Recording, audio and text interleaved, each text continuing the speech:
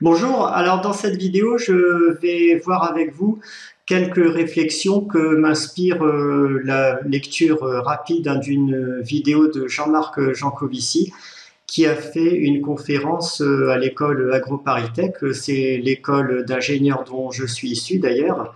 Donc cette vidéo, je me suis senti un petit peu plus concerné lorsque j'ai vu le lien et la vidéo en question. Alors, si vous ne le connaissez pas, Jean-Marc Jancovici a aussi une formation d'ingénieur, donc il est capable de maîtriser des sujets scientifiques, mais aujourd'hui, l'essentiel de son activité est une activité de lobbying, de lobbying en faveur de l'environnementalisme radical, il faut être clair sur les termes, notamment imposer en France un projet de société décroissante, économiquement décroissante et régressive sur le plan de l'économie, de la technologie, de la consommation, etc. Alors en apparence, lorsqu'il fait des présentations, il maîtrise bien ses sujets. C'est Jean-Marc Jancovici est capable de faire évidemment des calculs tout à fait étayés, tout à fait exacts. C'est un bon orateur également en conférence. Il est capable de captiver son auditoire. Donc il a beaucoup de succès en ce moment, que ce soit dans les médias, avec les étudiants et même parmi les milieux politiques. Le souci est que derrière la rigueur scientifique apparente de ces interventions et de ces conférences, on a à la base trois grosses hypothèses fausses, totalement fausses, qui font que tout l'ensemble qui suit, s'effondre en pratique comme un château de cartes parce que les prémices de son raisonnement sont inexactes.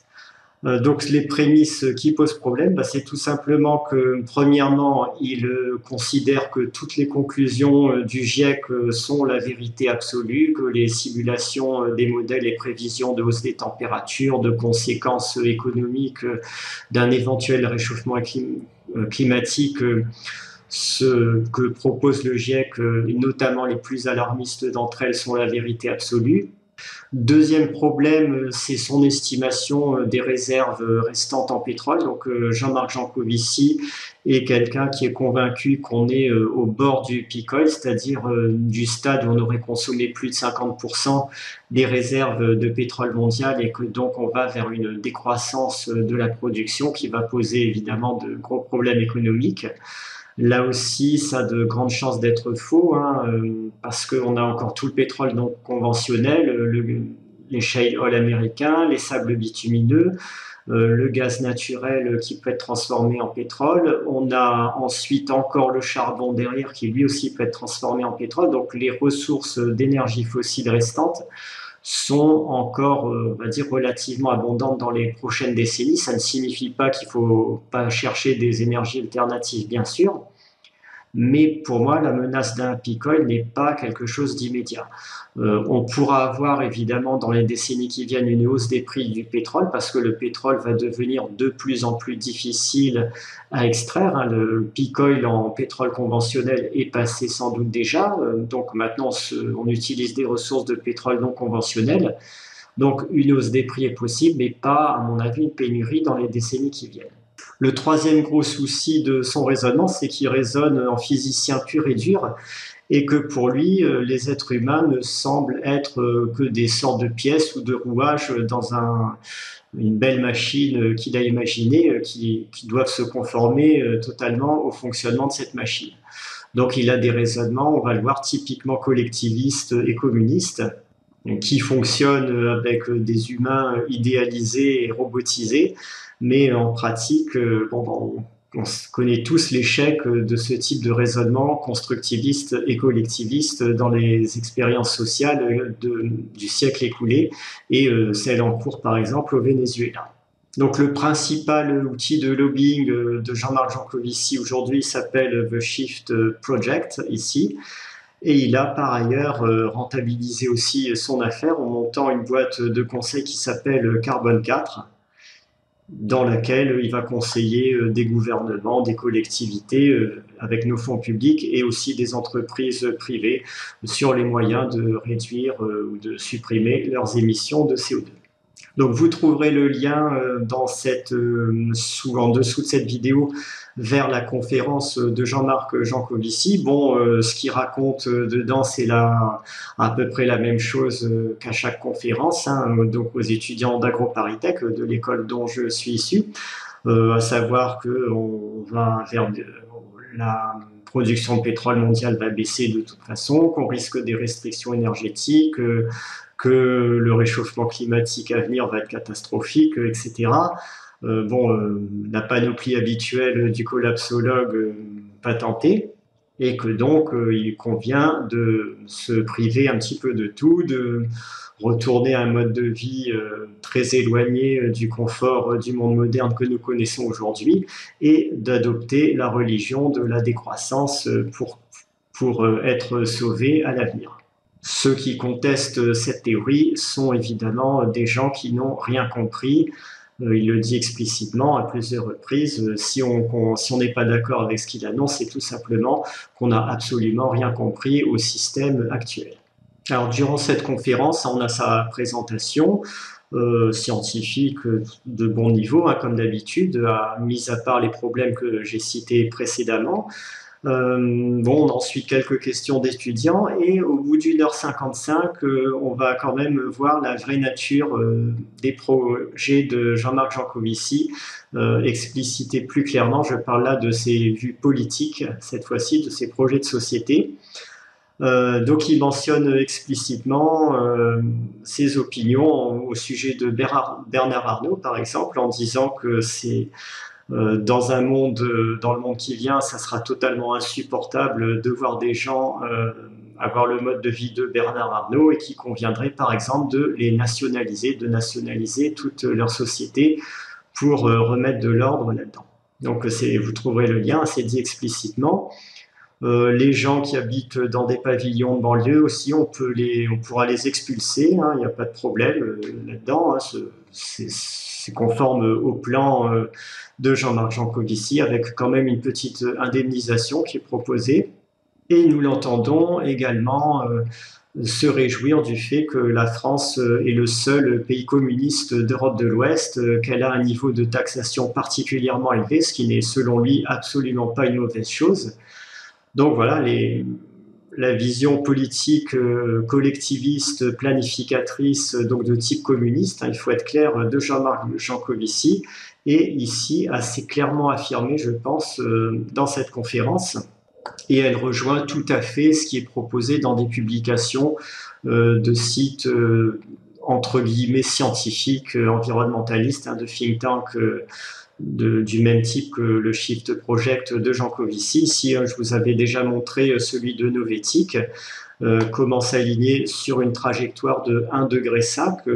Alors, leurs calculs, là aussi, sont justes. Si on veut suivre effectivement les recommandations du GIEC pour s'aligner sur l'hypothétique trajectoire de 1,5 degré, là encore, ce 1,5 degré, ça ne signifie absolument rien.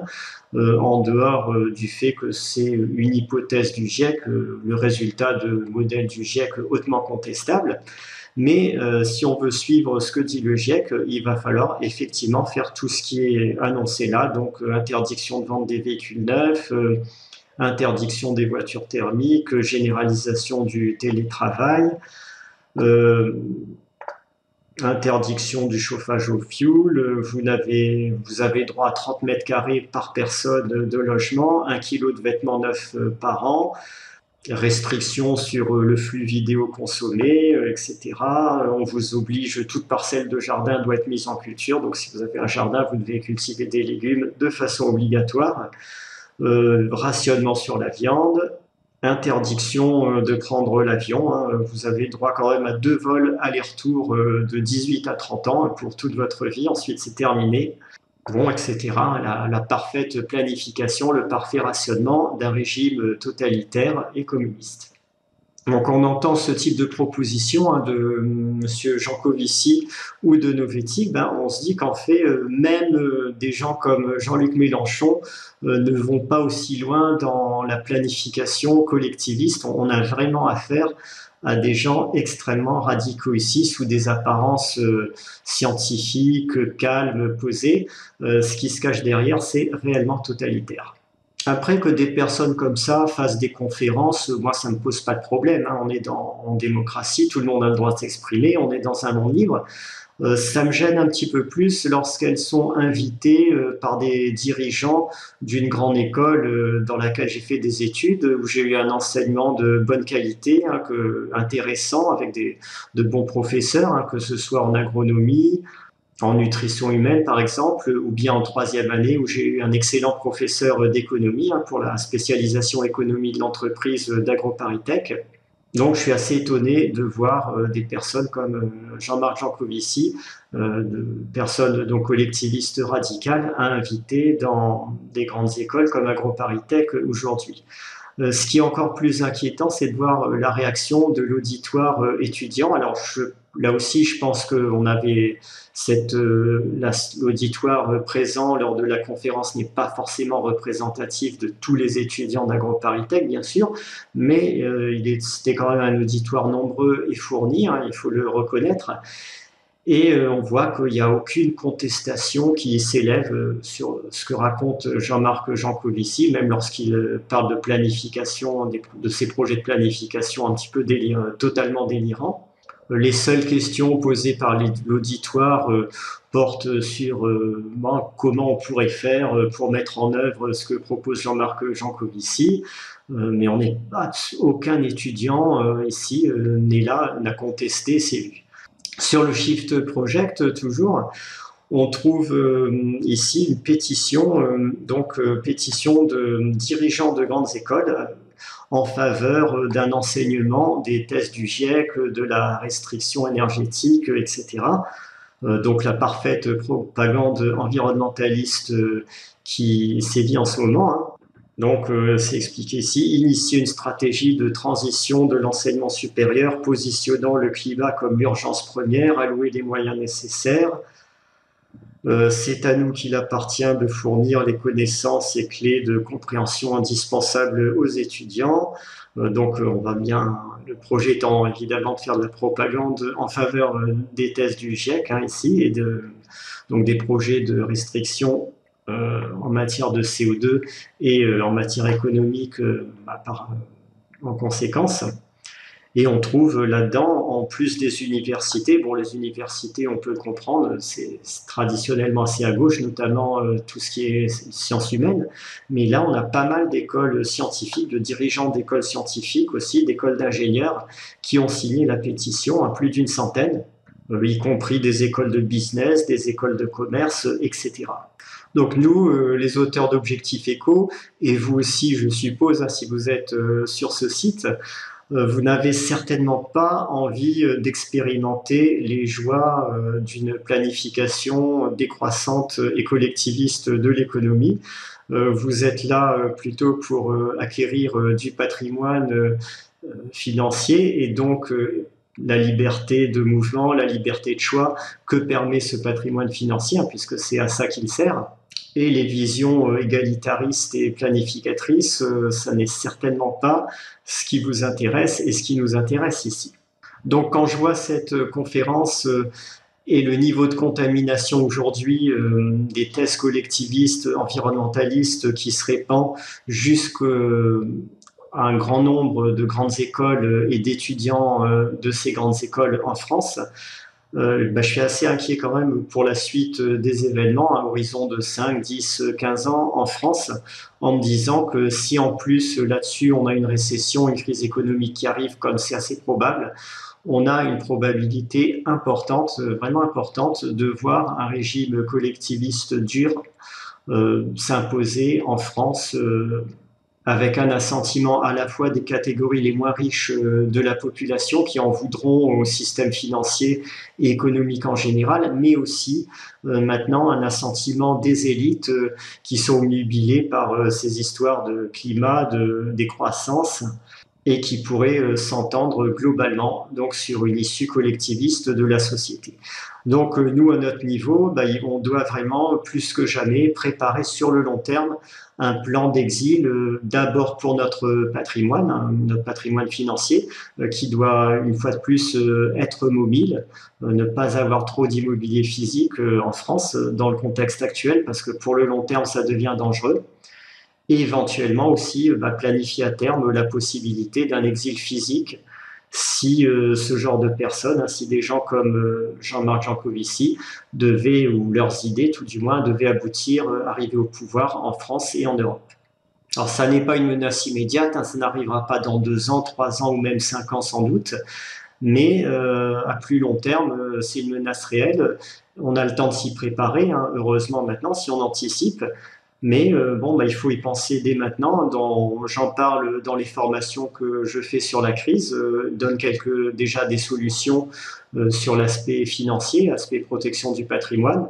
Mais aujourd'hui, dans vos choix de vie personnels et familiaux, pensez à ne pas être trop vissé, trop bloqué à un pays comme la France ou à l'Europe en général, parce que vraiment la conjoncture peut se dégrader sérieusement dans les 10 ans qui viennent.